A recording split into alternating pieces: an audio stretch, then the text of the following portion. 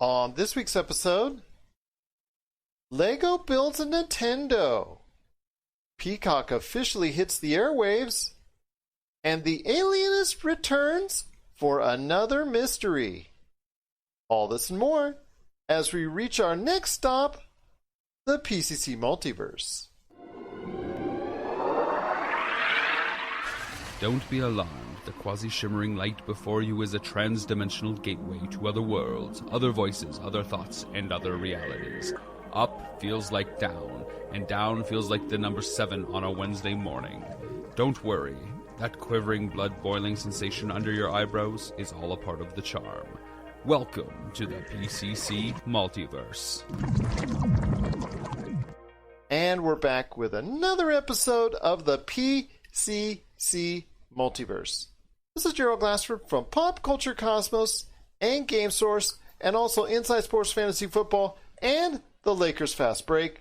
We truly appreciate everyone out there listening to all of our great shows, and if you can, please give us that 5-star review on Apple Podcasts. We truly appreciate it. We've got a few more 5-star reviews over the course of the past week, so we cannot thank everybody enough for listening to the show and appreciating what we do. I do want to give everybody a heads up. We've got more great content on the way. If you're getting all set for the sports world and the NBA to come back, I've got an absolute ton of Lakers Fast Break podcasts coming it's either dropped this week or it's coming on the way, because I've got a lot of interviews that I've got done already, and I've got some more coming up on the NBA bubble coming up. Plus also as well, we've got more great pop culture stuff, including more Star Wars Mercenaries, and hopefully in the near future we'll be returning to finish and complete our adventure in the Lost Mine of Foundover. I know a lot of people have been liking that. Gotten thousands of views on our tabletop RPG gaming, so I cannot thank everybody enough for doing that. If you go ahead and support us any way you can right here at Pop Culture Cosmos, it is truly appreciated. I want to also give a big shout out to Bill, who sent us another great email once again talking about our episode with Tron and also Sears shutting down, or at least in the process of doing that. So I want to thank him for going ahead and sending us another outstanding letter, giving him some props, and also thank the folks at Radioactive Malta and also J-Man Radio for making some nice billboards. I hope you got a chance to see that on our Pop Culture Cosmos Facebook page. They really did a nice job. And welcome to Raw Talk Online as well. But it wouldn't be a PCC Multiverse without my good friend. He is the creator and now part of the Josh Cinematic Universe. You got to catch what he's doing today at popculturecosmos.com. His great podcast, the Super BS Gamescast, and also Topicocalypse, plus his book, which you got to get today at Barnes & Noble and Amazon, called Congratulations You Suck. It is my good friend. It is Josh Peterson. What's up, man? What's up? What's going on, man? I'm big things coming around the corner here with video games. So I've been trying to go back and replay some of the old ones. I know Microsoft's going to be announcing a lot of sequels, so I'm pretty excited about all this stuff. So am I, my friend, and I'll tell you what, there's a lot to talk about on today's show, which will include some games, including the latest release from PlayStation, which is Ghost of Tsushima. We'll talk about the early reactions to it, why you're excited about it, and what we can expect going forward for the Ghost of Tsushima. Also as well, we're going to be talking about a lot of great things, including we're going to go back in time for some Nintendo, because Lego has come out with a set, or is coming out with a set, that's going to have you build your own Nintendo Entertainment System. We're going to have our comments on that. Plus, we're also going to be talking about our latest 10 in our countdown of the top 100-ish movie countdown coming up for you. It's going to be numbers 20 to 29 coming up on that countdown. That's coming up later in the program. We're going to be talking about Peacock, which debuted Wednesday. Initial thoughts on that. The X-Men on Disney Plus. X-Men Days of Future Past. It dropped on Disney Plus. We're only going to talk about that just for a few minutes, just because there's some interesting things that happened, because it's uncensored. It's the actual true theatrical version, and we're going to talk about why that's important coming up. Plus also the Alienist, one of my favorite series of 2018, and something, if you can catch it, I think TNT has made it available free for right now. So if you catch the original season 1 of The Alienist, I highly, highly recommend it, because the sequel, season 2, called The Alienist, Angel of Darkness, that debuts this Sunday on TNT, and we're going to talk about that. Star Wars has just announced that it's coming out with a new series, an animated one, coming up next year. We're going to talk about that coming up as well. So much to talk about, my friend. But first off, it is Ghost of Tsushima. I'm looking up. I got Metacritic right up right now. It's getting an average of right around 83. So that's pretty good reviews right there. Pretty strong.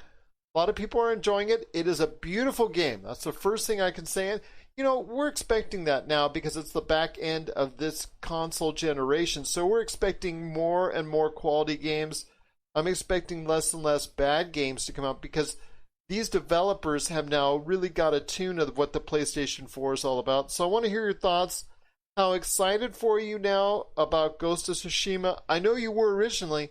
It's a beautiful game of what I've seen from the videos that I've looked at and already the game streams that are already out, even though the game doesn't come out until actually when this audio version of this drops on Friday. It looks like it's a game worth playing.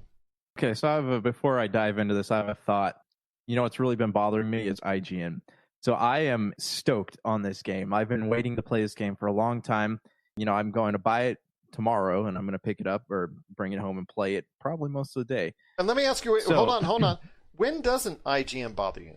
Very rarely, it would seem. So, you know, like when you go to a friend's or family's house and inevitably there's little kids running around and they're like Facebook, Instagram, without encountering IGN shoving their game score, the score that they gave Ghost of Tsushima right in your face. I'm like, okay, cool, but I don't want to know because I don't want to have my opinion of a game spoiled by you guys. But inevitably, I saw the score anyways, so you know, they gave it a 9. But yeah, I'm excited about this game. And you know what's impressive about this is that even Japanese critics are giving it high praise, which really I think says something about the care and attention they put into this game. You know, it feels like an art piece, but it also feels I don't know, it seems like it has that Assassin's Creed vibe, you know, where you can kind of walk around the entire world, but like I feel like I am going to experience emotions while playing this game. And that's something I haven't had happen in a really long time. What are your thoughts, though? Well, this is going to be 2 in a row for PlayStation exclusives because obviously last month they came out with The Last of Us 2, which, even though it was very divisive amongst fans, it is a game that is one of the highest rated games of this generation. You're seeing now, again, like I was saying, at the back end of this console generation, you're seeing some of the finest games being made, and that's not unlike what we saw from the previous generation, because at the end of the Xbox 360 PS3 cycle, we were seeing some of the best quality games overall, because developers are beginning to maximize every single bit of the PlayStation 4 and Xbox One, and you're seeing that now. And you're right, Ghost of Tsushima looks like a winner. It looks like something that is going to delve really into a lot of special things.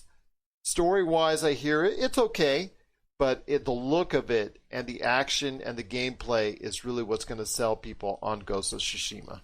Well, I feel like story-wise, too, like it seems to have a very strong narrative. You know, I would even say it's akin to that of a historical epic, you know, of sorts. Like it's something, if Ridley Scott made a video game, it would look something like this. And, you know, I might just be speaking prematurely, but it truly does look like it has a story that is going to make you really feel for what these characters are going or went through if you're looking at it historically.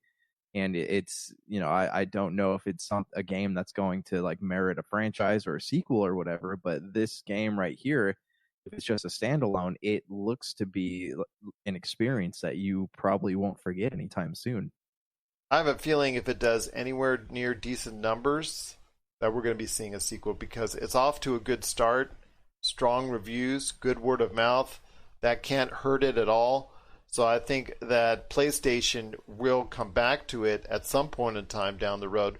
Whether or not they make it one of their marquee franchises, i.e. the Uncharted, i.e. The Last of Us, Spider-Man, Horizon Zero Dawn, some other type of PlayStation exclusives that have come out that have really garnered a lot of praise. I hope it gets into that realm because it looks like something that a lot of people will be enjoying coming up here in the near future. And I think a lot of people will be out there excited for this because it is dropping, like I said, as this audio podcast portion is going to be dropping on Friday. So that's when Ghost of Tsushima drops.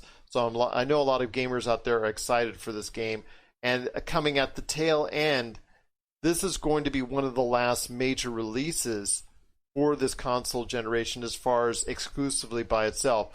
Pretty soon you're going to start hearing, okay, it's going to be on the PlayStation 4, but it's also going to be on the PlayStation 5. And in fact, Sony this week announced that it's going to do what it can to double the amount of expected production initially for the PlayStation 5. Initially, it said it was only going to be able to produce 5 million within the first few months and the first few weeks of the life cycle. They actually said they're going to try and do what they can to increase that to 10 million. So that's a good sign that there's enough demand on the PlayStation 5 already.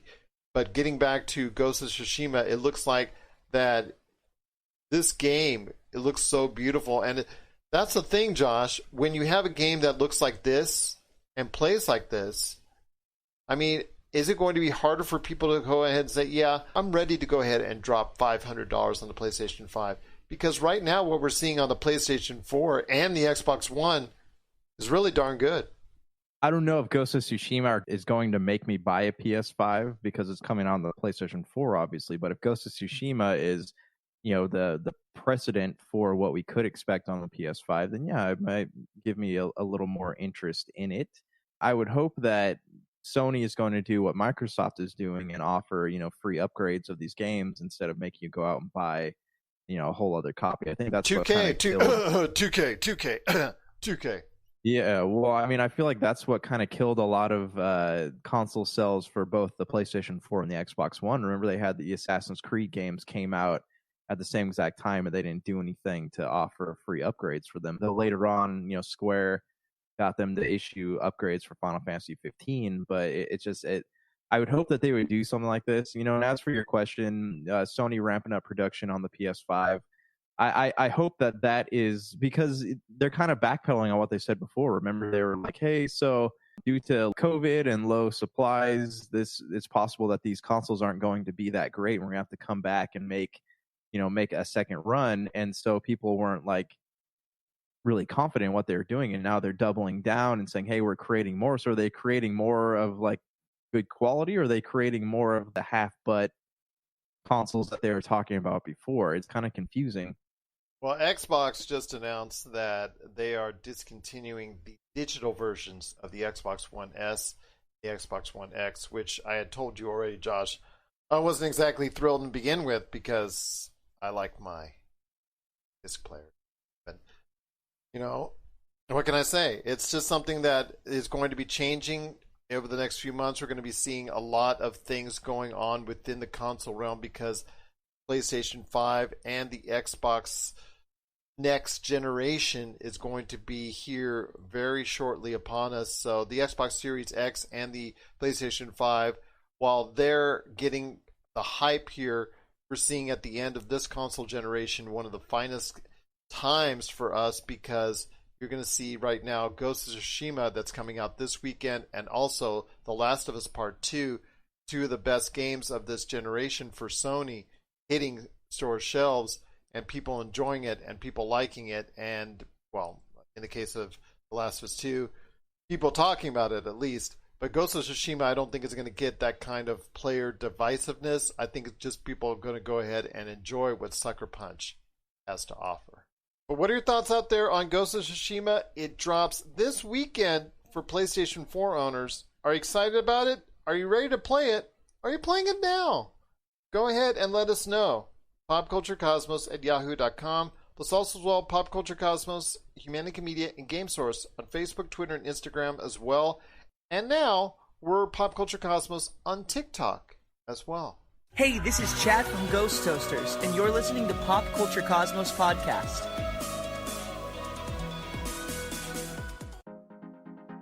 For the latest news and information, analysis and opinions on the Los Angeles Lakers and the NBA, check out the Lakers Fast Break podcast today on wherever you get your podcasts. But my friend, there's more to talk about when it comes to the world of pop culture. And also coming up later in the program, there's going to be a few minutes of the Super BS Gamescast, because you guys on the Super BS Gamescast want to go ahead and give you guys a big shout out there, because you did recently your summer game report, and it's available now on Anchor and wherever you get your podcasts, and that's the Super BS Gamescast. So we're going to check in with you guys, for you and Brank, on the summer game report coming up later in the program. But first, I want to talk about Peacock. It dropped this past Wednesday, the free and, of course, much more layered pay version. As far as that whole streaming outlet has now dropped upon viewers. It's kind of still hard to get because it's not available on Roku or Amazon as of this recording, which is kind of hard because you actually want to see it on your big screen television. So I want to ask you your thoughts on Peacock. It is an interesting concept because it's also promoting a free option to sample to get you to buy the bigger chunk of stuff that's out there that's available on Peacock. So are they giving, is it the free version, you said, is kind of like with like Crunchyroll, how you could watch things, or Crackle, I think that's Sony's. You could watch things for free, but you had to watch, 10 minutes worth of ads per episode. Is that what we're talking about? I'm assuming that there's ads on it, but it is just completely free. There's like, let's say they've got 20,000 hours on the whole Peacock pay channel. I believe the free service is a portion of that, just a very small portion of that. Is this something you might be interested in? No, at least not at the moment. It's. I just got HBO Max, and I'm paying for Disney Plus, and I'm paying for Netflix. Like I've got almost $50 of streaming, bills and streaming right now. I don't need another one. A lot of the things you mentioned, like Fast and the Furious, a couple other Universal properties, like they're available on HBO Max right now. So, I mean, until those run out, then, maybe I'll think about going back. And it also depends on what I want to watch. But I want to know more about like the catalog. Is the Mummy available? Are the Jurassic Park movies on there? What are the offerings here? And like I just, is it? I noticed like on Hulu, right? Like you have to watch commercials during the things. Like I need to know more about it. Like I might be willing to sit down and try the free version of it, but like right now I feel like $50 a month on streaming stuff is already too much. So if I added another like $15, $10, whatever it might be on there, it's where does it stop? We wanted more, we got more, and now it's something that we may not be enjoying as much as we thought, because with all this extra content comes the extra price. But Peacock Premium is $4.99 a month, and I'm showing it to everybody here on Facebook Live, but they do have an extended free edition as far as what's available, as far as from their library. I'm showing here Parks and Rec, Saturday Night Live. They're talking about Fear and Loathing in Las Vegas, The Bourne Identity. They're all their Universal movies, or at least a great deal of them. A lot of their NBC shows that they're famous for, like 30 Rock, The Today Show, stuff that's also current that they're putting on there as well. That you're going to be seeing. Superstore. It's just so many other shows that they've got in the library that they're going to be showing, whether it's on a free option or the full premium option. They're going to have it right there for you. I think if you're an NBC Universal fan, this is something you're going to be interested in.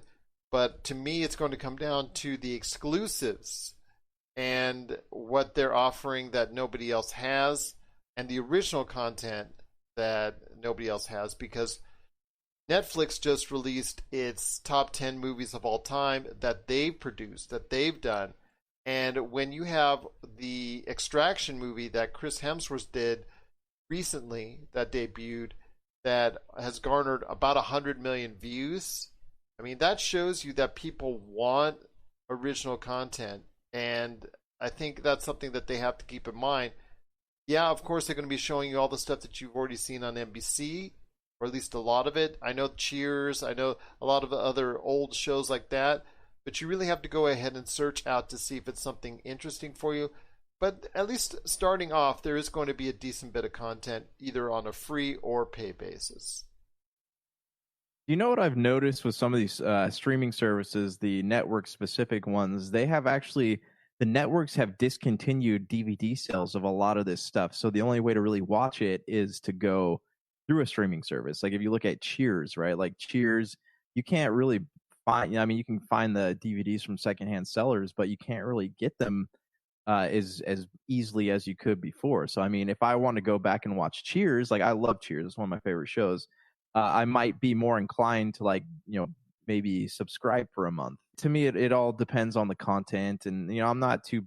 The exclusive content is whatever. I usually watch that stuff based on what I hear from reviews and other people, but it's I would hope that we would get something that, for example, like I would love a side story in the Jurassic Park world, maybe something that's like 12 episodes and there's not like 50 different series like Marvel does, but something that's like a side story, or like maybe something that ties into their movie universes. I would be, if that were to happen, then yes, I would be on board for Peacock.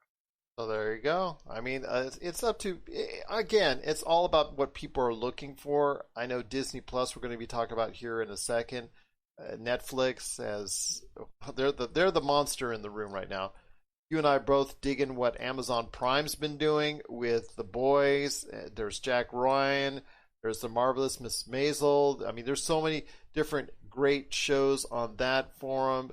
A lot of things that we've talked about with HBO Max recently. That seems to be, of the 3 new streaming outlet debuts, and then, of course, Quibi down there. And then also Apple Plus with the new Tom Hanks movie.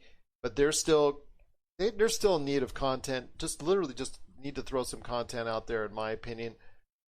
I think with HBO Max right now getting most of the headlines of the new streaming services, it's going to be hard for Peacock to find its niche. It's going to have to find something outside of the more familiar shows that you're already watching on NBC to go ahead and stick out amongst the rest, or at least put themselves in that upper echelon, because I think they're right there. I mean, when you consider HBO Max is starting off with the powerhouse stuff that they've got and the news that they've created with the Snyder Cut and all the other stuff that they've got and the original content. They're coming out right at a little bit higher realm than what Peacock is at this point in time. But Peacock still has a chance, with the right amount of content that's original and exclusive to them, to get in that conversation with Disney Plus, Amazon Prime, and Netflix. I think they can. I'm not selling them short now, but I think they are a little bit behind the 8 ball right now. Yeah, but they also have a really big library of content, though. I mean, they've made some of the greatest movies ever made. So, I mean, if they were to put some of those classics, kind of like how HBO Max has the Turner Classic Movie section up there, like if they were to put some of their classics up there, it could be something that very well does pull people in.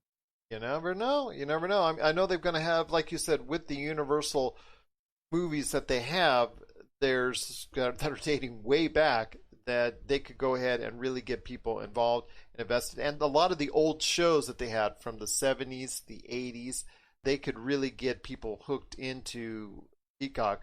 So I'm not discounting Peacock at this point in time. I just think that since they are the second major streaming service to debut this year, they are a little bit behind the 8 ball. If they would have come out this time last year, just before Disney Plus, I think that would have set themselves up even better. But again, to me, it's all about timing, first impressions, and what you got. Right now, it's not a bad first impression, especially the fact that they are offering a segment of their library free. Not on a 7-day trial, but free. You can go ahead and do that. And if you want the pay service, there is a 7-day free trial. It is $4.99 a month, to let everybody know out there once again. It is Peacock. We'll be keeping an eye on Peacock.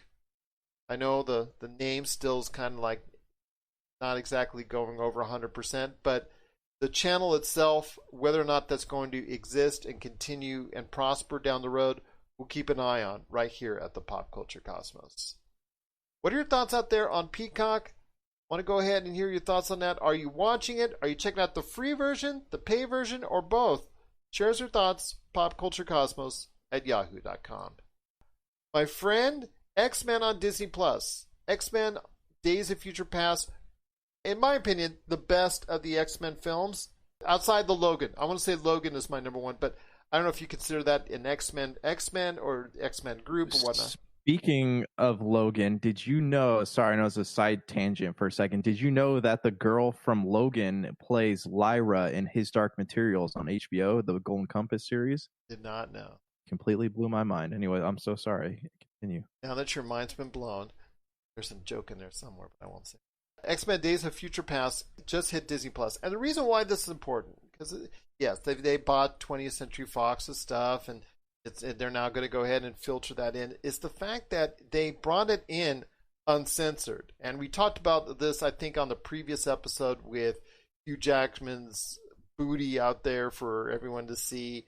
And also as well, they drop a couple F-bombs on there. And the reason why I'm making this important is because of the fact that, Josh, I know you've heard me say before that I think the eventuality of Disney Plus is that they shut down Hulu and merge it within the confines of Disney Plus, because Hulu itself is not making as much of a big impression on the streaming industry. I mean, we talked about right now with Peacock. Hulu right now is not considered one of the top 3, one of the top 4 right now as far as streaming services. Hulu's there, but it needs something more. And I think if we were to merge with Disney Plus, I think that would be a step in the right direction. Plus a big win for Disney Plus viewers. Yeah, I don't know. What's nice about Hulu is the fact that like they have all the non-Disney content. Like this is a great place for the Fox films to go. But you're getting into a weird territory with X-Men because X-Men is Marvel and Marvel's part of Disney. So it's like it's very weird territory. And I'm like, what happens when Deadpool makes its arrival? That's going to be even worse. Like Deadpool's part of the Marvel market. It'll probably end up on Disney Plus in the Marvel section. So but would it be an R-rated version or a PG-13 version? There again, I mean, both versions are going to have adult material in them. It's like even the PG-13 one has no shortage of vulgarity. Even Hamilton, that just dropped, had some adult situations in it. Or adult language in it. I know they edited the F-bombs out, but the insinuations of what were going on in there were things that are of an adult nature. So it was kind of content that was Disney Plus like. Now, obviously, it was a big hit for them, and it was great for watching for me. But I'm just saying that this could be something that we're seeing Disney Plus relax some of its rules and guidelines that they initiated with in order to go ahead and bring more content, which is what they need. Bring more content to their platform. Yeah, I mean, and like I think that having the access point for Hulu inside the Disney Plus app would be a great idea. But, at that point, you'd have to do like what HBO Max or Netflix or any of these streaming companies do. And you have to differentiate like, hey, this is like, how old is this kid? Like by profiles, right? They ask you how old you are. Like, do you make a kid's profile and then you only give them access to certain things? But then does that defeat the whole purpose of Disney? And it's like, well, how does it's Netflix kind of muddled do it? territory. Netflix does it like they have Netflix Kids, right? So there's only like certain rated content is allowed for child viewing, whereas the adult profiles can watch anything. So I mean, it just depends on how far they want to go. But I know a lot of parents are cool with Disney because most of the content is more or less appropriate. But again, it's about trying to gain viewers, trying to build that viewership. Hamilton, again, which does touch on some adult themes, was the biggest hit on Disney Plus, and it just a source of new viewership, new subscriptions, everything on that. So I'm just seeing the relaxation of their rules and guidelines coming up in the near future, especially like you said with Deadpool. Yeah, putting it on Hulu is great, but I'm thinking at some point in time the Hulu content is going to have to go, and they're going to, like you said, create profiles. HBO Max came out. They've got like we've talked about the cartoons, the Looney Tunes. They've also got, I think, Fraggle Rock. I think they've got also Sesame Street as well. But yet they've got all the hardcore stuff that you see from HBO and that they've distributed out there. So, again, they're balancing it, and Netflix is balancing it. I think at some point in time, in order to just make it a fulfillment stage, because I understand Disney Plus has done that deal where you can combine Hulu, ESPN Plus, and Disney Plus and put them all together in the package. I think at some point in time, you're just going to go ahead and see ESPN content and also Hulu content, raise the price a few dollars, and just put it all on Disney Plus. I think that's eventually what's going to happen, because Disney Plus is the one that you want to push the most at this time. Well, from what I understand, Walt Disney only wakes up from cryo sleep every 10 years. So maybe next year when he pops out of the ice, they can ask him what his thoughts are on it, and then we'll get a more definitive thing maybe come next year's D23. In the long run, I think it just makes sense for Disney Plus to have all this content all in one place.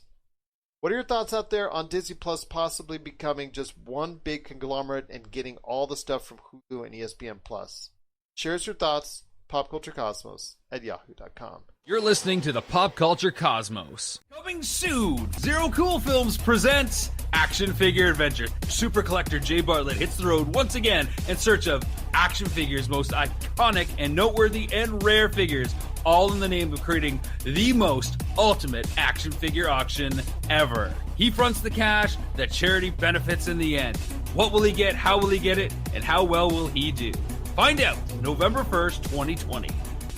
My friend, are you feeling like building some Legos? I'm always feeling like building Legos. What kind of question is that? Well, the reason why I'm saying is because Lego and Nintendo, they're getting all friendly, and you can build your own Nintendo Entertainment System complete with a television to show it off. Now, mind you, well, it's actually a 1980s style TV set back in my day, but it's only going to show you just simulated images. It's not actually, you can go ahead and pop your favorite NES game in there, which was the kind of bummer part for me, because if you're going to spend, $230 on it, you're going to have that bad boy working for me, because that's a whole lot of money for a whole lot of Legos. You know, it's funny because the Harry Potter Hogwarts castle cost, I want to say like $350 to $400, and it has more parts than that. So this is just like you're paying for the novelty of moving Mario across the screen when you're done. Yeah, it just, if you're gonna charge that much money for something, yes, it needs to actually play the cartridge. And you know, with technology, with how compact they made the Super Nintendo Classic, they could easily do something like that. I'm sure. I just like it feels weird. Like, why? What is the purpose of this? You know, it's kind of like Sega making this is a the purpose little of it, my friend. Cash arcade. money. Cash money is the purpose of it. But go ahead. And it's like only a specific set of collectors is going to buy it. Like, it's not going to be something that appeals to a mass market. So at, you know, $300 a pop, is it going to be something that really hits a lot of people? Is it going to justify the cost of producing things like this? And I honestly don't think that it will. Well, about $250 with tax where you buy it from. But yeah, it's from right now Lego exclusive, but it'll be out to general audiences at a later point in time. It's about 2,646 pieces. Are you going to have the time to go ahead and build something that's 2,646 pieces? No, probably not. I mean, I barely have time to make my own lunch most days, so I don't know if that's going to be on the table for me. Well, we'll hear more about Lego Nintendo, the NES system that you can build with Legos coming up here in the near future, I'm sure, and we'll keep reporting on it if people are really interested in it and the things they're going to do with it right here at the Pop Culture Cosmos. My friend, before we get to a countdown, I want to run by two more things real quick, and that's the Alienist. One of my favorite shows that I listed for 2018. I cannot say enough good things about this show. The series was just awesome in its first season run. It's coming back for a second season coming this Sunday to TNT. I don't know if you're a big fan of The Alienist like I was, but The Alienist Angel of Darkness is coming this Sunday, and I'm really looking forward to it. Yeah, I've been seeing a lot of trailers for that. I thought that was an HBO show, and I don't know why. So the Alienist kind of reminds me, it has that look and vibe of Penny Dreadful. Am I hitting the right spot there? Yeah, or is late it late 1800s type deal, yeah. But it's not going into the supernatural part of it as you're talking about. It does touch on it a little bit, but it tries to keep it within a realistic realm. It doesn't deal with the monsters yet. It dealt with a Jack the Ripper type deal. It does it in a realistic fashion. It's a murder investigation, trying to use whatever techniques they have and maybe try and develop some of its own at that point in time. But it is extremely interesting to see that lifestyle and then also the character interaction. And Daniel Bruhl does, actually, Luke Scott, Dakota Fanning, they all do a great job on the show. So you get a chance to check it out. But yeah, it's just an interesting dive into the late 1800s. I don't know why, I'm just digging some stuff that's out there. The Order 1886, the storyline, and the actual ambiance of that game, I'm hoping we'll get a sequel to that. I know the gameplay stunk, and I know the fact it was only like 5 hours, 6 hours long kind of stunk too, but the actual ambiance and era of that game kind of interests me for some reason. And the Alienist, but this was just a quality show, and I'm hoping people give the sequel. In fact, you can still stream. I think TNT's made the first season available free right now, if I'm not mistaken. At least they did it for a period of time leading up to Angel of Darkness, so I hope you get a chance to check it out. I'm intrigued. I might give it a view. I'm in the middle of a couple things right now, but I'll put that on my queue.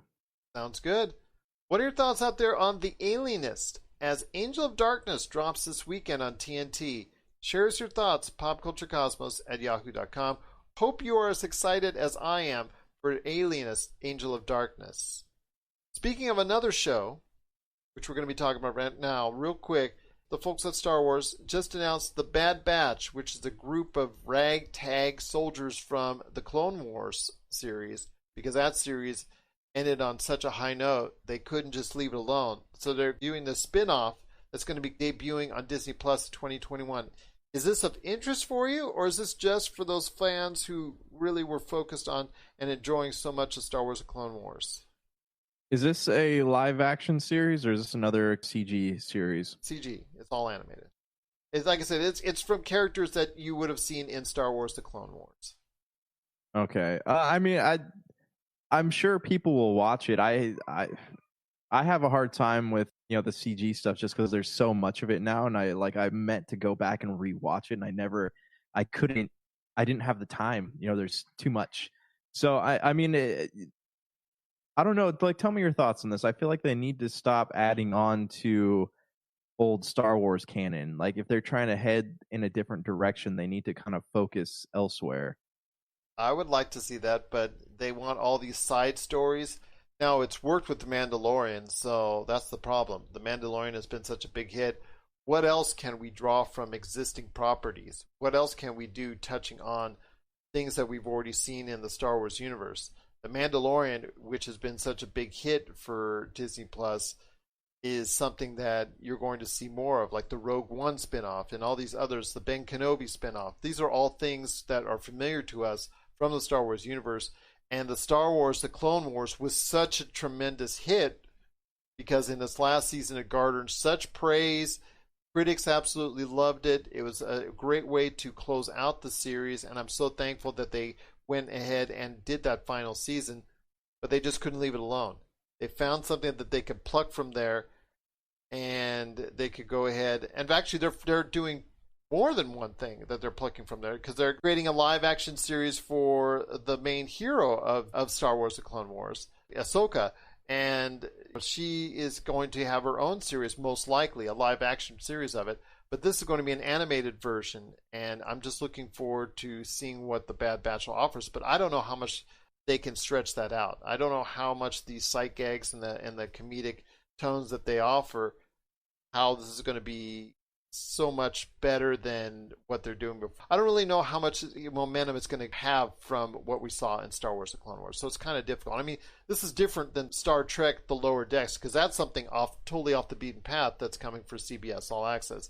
This is something that's going to be just a spin-off in the Star Wars Clone Wars series. Yeah, well, I mean, wasn't it Rebels kind of like that too? Yeah. It connected to Clone Wars. I feel like there's too much. They need to stop expanding. Like, let that story be laid to rest. And if they're gonna do this, then end it. End the series there. Tie up all the loose ends and give people the closure that they need, and then give us something new. Give us something new, indeed. What are your thoughts out there on Star Wars The Bad Batch? Are you excited to see the spinoff from Clone Wars? We'd love to hear your thoughts. popculturecosmos@yahoo.com. My friend, just want to go ahead and drop right now, for those listening on the audio portion of the podcast, a couple minutes right now for the Super BS Gamescast. Super BS.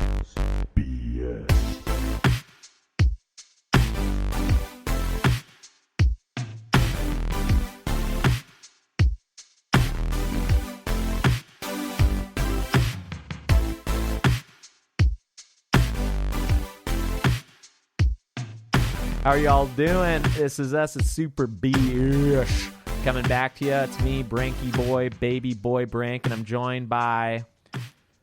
Who am I joined by? Janky Jankerson. What up, what up, what up? Janky Jankerson. Yeah.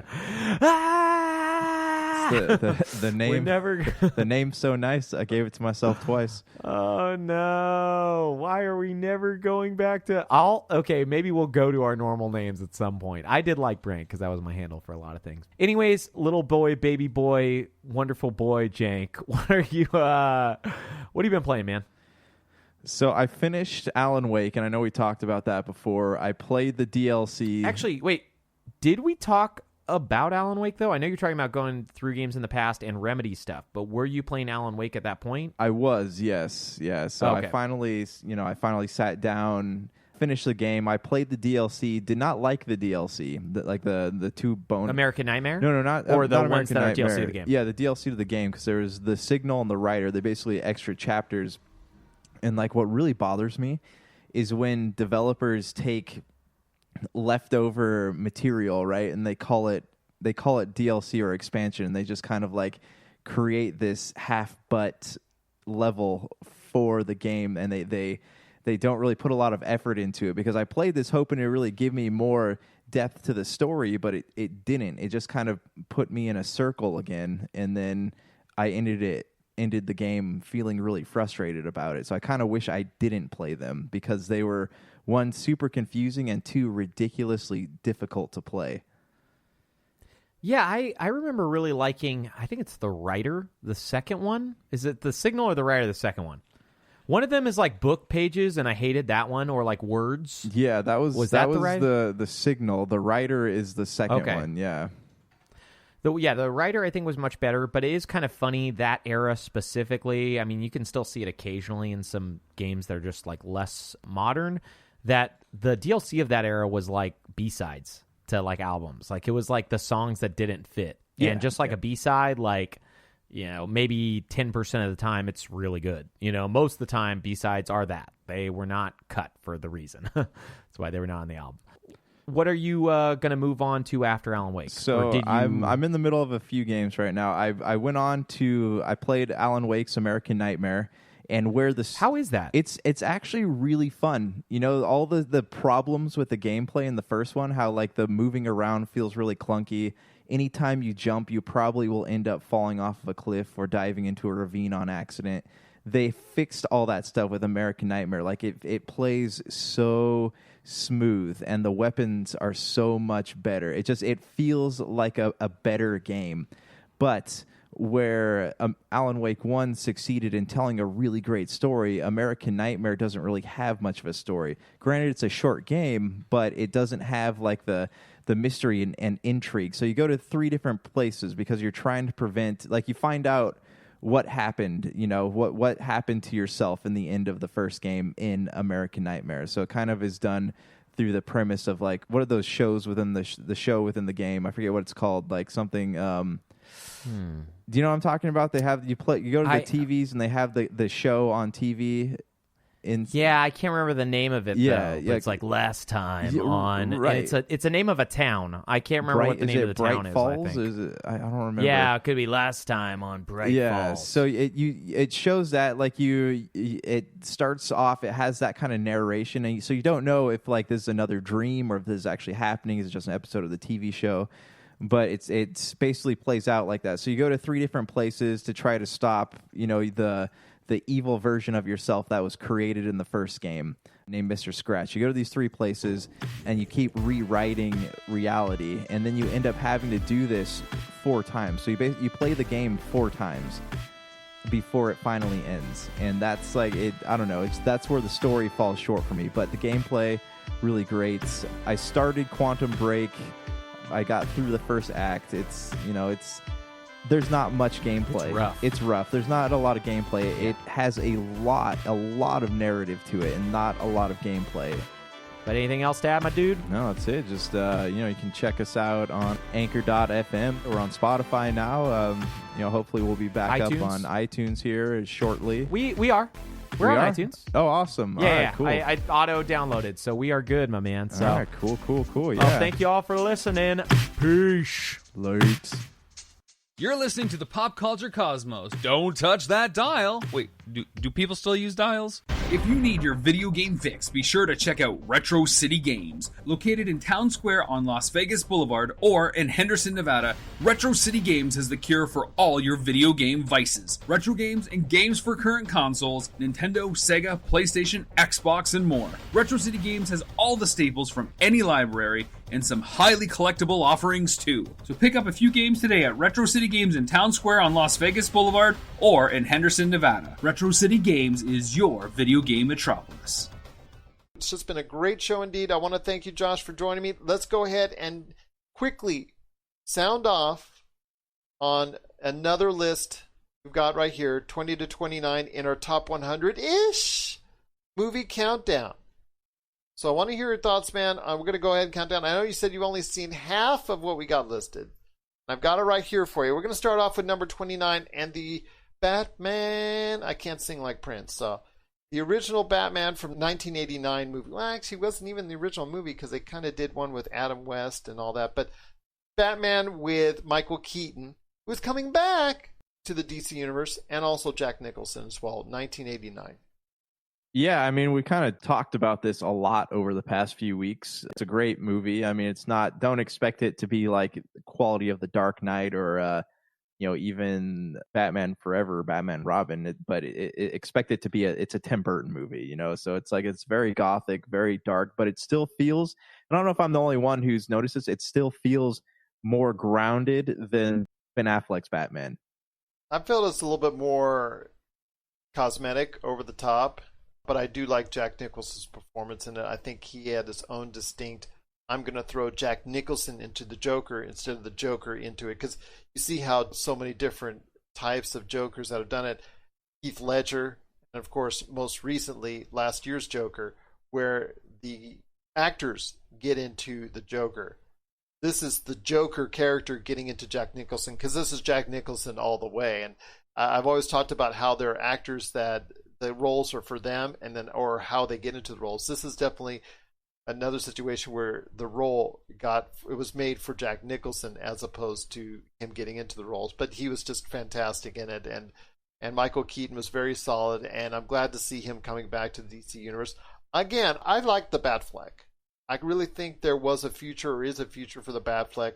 I don't think there will be, because I think he's just going to go ahead and walk away from the role, like he said many times after the Snyder Cut. But Batman shows that, yes, it's colorfully over the top. It's got a whole over the top persona that I think a lot of people will still enjoy.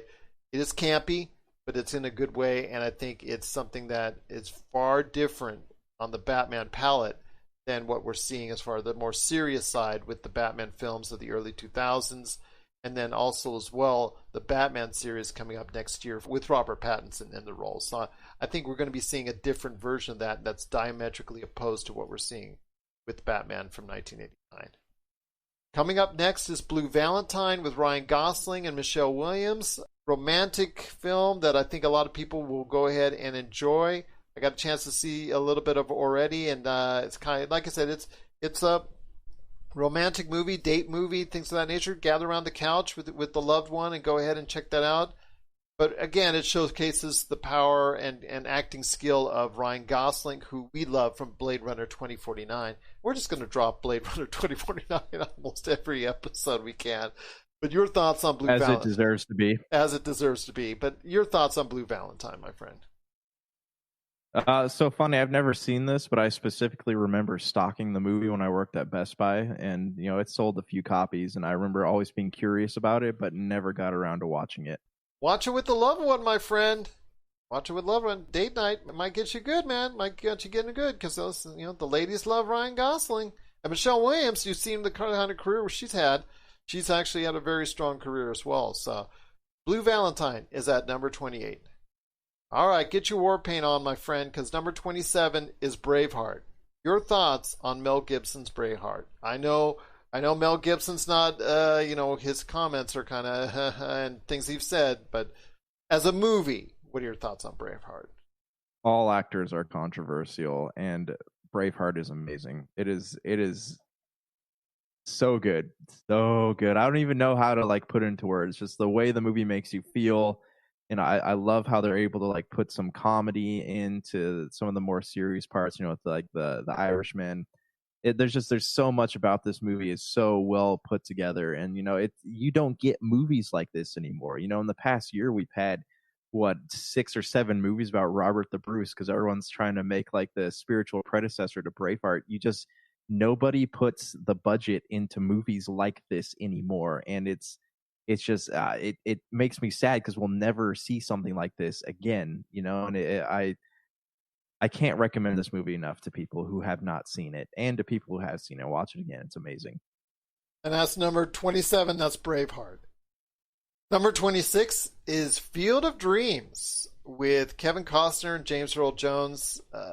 It still has a great love amongst baseball fans. It's one of the best baseball films ever made, even though it only touches upon that because it's the field and the ghosts and Ray Liotta from the past and meeting up with him and his character. Your thoughts on Field of Dreams? A lot of people call it the essential sports movie. I don't think it is. It is a really good film. Kevin Costner had a string of movies that people would say are not his best films, around that era. And I think Field of Dreams specifically stands out as being a really great film. They have that classic line, "If you build it, they will come." Yes. It's a feel good movie, something you can sit down on the couch and just kind of feel good while you're watching it. And that's Field of Dreams. That's at number 26. Number 25 is Godfather 2. So I want to hear your thoughts. People kind of go back and forth on which is better, The Godfather or The Godfather 2. They really think that those two stand apart. Godfather 3, people can take it or leave it, but Godfather 2 seems to be, as a sequel, one of the best sequels ever made. This sounds sad. I had to watch this for a film class and I fell asleep. So I don't. I got maybe about 20 minutes. I got about 20 minutes in, and I don't remember really any of it. Okay, fair enough. But well, hopefully a lot of people will like it and do appreciate it, and obviously people do because it's very high up on our list. It is number 25, and it is Godfather 2. Number 24, a movie I know you do appreciate very much. All right, Josh, start gushing. This, I think, is your all-time favorite movie, if I'm not mistaken. It's number 24. It's Kingdom of Heaven. I mean, we can just end the countdown here. We don't need to go any farther than this. Yes, we do need to go down farther. I'm sorry. This is the pinnacle. This Kingdom of Heaven is the pinnacle of filmmaking. It's just there's nothing beyond this film. It's just it's the perfect movie. It's another historical epic made by Ridley Scott, who actually does these films really good. Ridley Scott of Robin Hood and Gladiator fame. It's really well put together. There's 3 or 4 different versions of it out, and some of them have his commentary. Some are longer. They explain scenes a little better, but it's a film that it has a lot of gives you a lot of theological and philosophical content to chew on while you're watching it. And I think that's what I really appreciate about it, is the whole idea of how we look at religion, right? Is the kingdom of heaven something in the mind, or is it a physical place? I love thinking about stuff like that. So this movie really hits home for me. That's Kingdom of Heaven at number 24. Number 23 is Magnolia, a film with Tom Cruise, but an assembled cast which tells kind of a unique roundabout story. It's a little bit wrong on a game show, somebody close to dying in the movie. Jason Robards, if I'm not mistaken, if I remember correctly. But yeah, it was a really solid movie. I enjoyed it. I haven't seen it in a long time, but it's something I would recommend, and that's Magnolia at number 23. Did you get a chance to see it yet? I have not. I've seen the cover, but I have not seen the movie. Well, that's Magnolia at number 23. Number 22, I can tell you much more about because to me it is the first quintessential action thriller movie, and it set the stage for the action thriller genre, and that is North by Northwest, which I know I'm going to get a lot of heat out there. I know people love Vertigo. I know people love The Birds. I know that people love Psycho. But this, to me, is the best movie ever from Alfred Hitchcock. I think the suspense, I think the mystery, I think, it just put so many different things into place. Mistaken identity aspect of it all. I really think North by Northwest as a fun, it set the bar to me as far as a big budget action thriller. And I think at that time, nothing had been made like it. So I really, truly respect that. And I think that it is, in my opinion, Alfred Hitchcock's best. And that is number 22. That is North by Northwest. Number 21, Superfly, the original. I mean, it helps set the stage for all those great 1970 movies. I have seen it. I enjoyed it. I don't know if you checked out Superfly, the original, but it's something that I think was really enjoyable. I think it set the stage for coolness of the 1970s, and I really do believe that it's something that if you get a chance, please check it out because Superfly is really a fun watch, and I enjoyed it. And that's a number 21 right there. That's Superfly. Number 20 is, to me, the most off-the-wall, oddball movie that I didn't even know existed, even in my years of living, and I didn't even know was out there, even my background in Hollywood and things of that nature and studying the movie industry, and that's The Good Humor Man. The Good Humor Man came out in 1950, as I'm bringing up now for Facebook Live. The thing that I know most from it, that I've seen a little bit of clips from it, but George Reeves, the original Superman, was in it. So I tell you, man, this came out of worse. People were voting on it. So The Good Humor Man is at number 20 on our list. How shocking when you first saw that name. I thought that it was a typo. It's just like you mentioned, George Reeves, is he saving the world one good joke at a time? Is that what's going on here? Well, he was a supporting World's actor. fastest joke teller. Yeah. Well, he was a supporting actor, and I think this was filmed before he started his role as the Superman in the television series that he is most known for. But again, if you want to check out The Good Humor Man, it stars Jack Carson, Lola Albright, Gene Wallace, and of course George Reeves. That's available. That is number 20 on our list of the top 100-ish movie countdown. Coming up, we're going to be talking about more on upcoming episodes because we still got a top 20 to do here on the audio version, and we're updating it constantly as far as the top 100-ish movie countdown on our site, popculturecosmos.com. My friend, it's been a great episode. I want to thank you and Brank for stopping by for a few minutes on the Super BS Gamescast. And of course, we've had a lot of great things in the world of pop culture to talk about today. Any last thoughts on the way out? I want to talk about Westworld Season 3 coming up here. So if anyone has some thoughts on it, please email them, popculturecosmos@yahoo.com. I don't know how I'm feeling about this, and I need to discuss it with somebody. I've had a chance to check out some of the episodes. To me, again, it's like the whole series. It's up and it's down, and it's up and it's down.